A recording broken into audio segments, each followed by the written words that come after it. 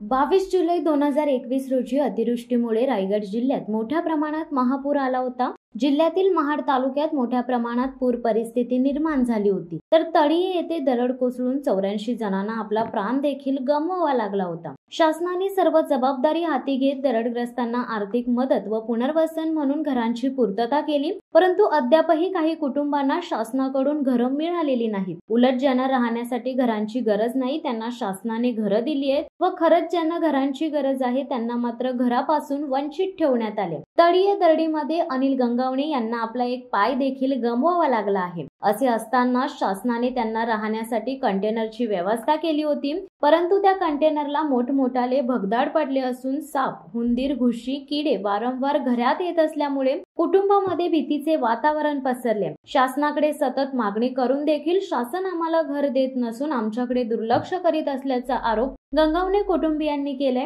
लवकरात लवकर शासनाने आम्हाला घर दिलं नाही तर आम्ही सर्व कुटुंब याच राहत्या कंटेनरमध्ये आत्महत्या करणार असल्याचे गंगावणे कुटुंबियांनी सांगितले। माझं नाव अनिल सखाराम गंगावणे। मी या 22 जुलैमध्ये या घटना जी तळेगावामध्ये झाली त्याच्यामध्ये स्वतः मी सापडलेलो आणि शासनाने आम्हाला घरं नसताना तेव्हा आम्हाला त्यांनी तात्पुरता निवारा दिलेला आणि आता ज्यांना पक्की घरं त्यांना भेटले त्यांना ते राहायला गेले आणि मी माझी फॅमिली घेऊन या कंटेनरमध्ये राहतोय। हे तुटलेले आहेत आणि त्याच्यामध्ये साप, हुंदीर वगैरे रात्रीचे निघतात। मग आम्ही करणार काय? आता दलित समाजाचा आहे का बौद्ध समाजाचा आहे, त्यामुळे मग शासन माझ्यावरती अन्याय करते का? आता माझ्याकडे लाचचा पर्याय फक्त एकच उरला आहे की चौघांनी आम्ही आत्महत्या करायचं ठरवलं आहे। कंटेनरमध्ये आम्ही आत्महत्या करणार आहे। शासनाने लवकरात लवकर दखल आपली घ्यावी आहे माझी।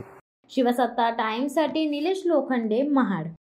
दे धडक बेधडक वृत्त देणाऱ्या आपल्या शिवसत्ता टाइम्स न्यूज चॅनलला लाल बटन दाबून सबस्क्राईब करा आणि बेल आयकॉनला क्लिक करायला विसरू नका।